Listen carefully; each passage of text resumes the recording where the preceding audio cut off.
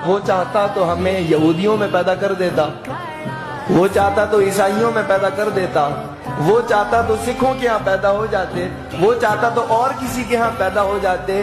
یہ محض اس کا فضل ہے کہ اس نے ہمیں پیدا کیا تو ہمارے کانوں میں آواز آئی اشہد ان محمد رسول اللہ۔ تم کسی عام آدمی کے گھر پیدا نہیں ہوئے، تم اللہ کے رسول کے غلام کے گھر آئے ہو۔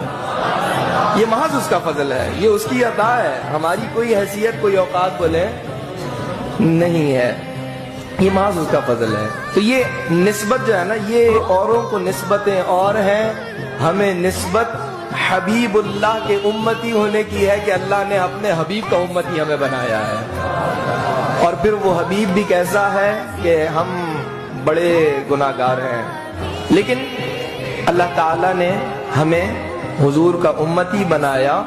ہماری حرکتیں وہ نہیں ہیں، ان حرکتوں کے باوجود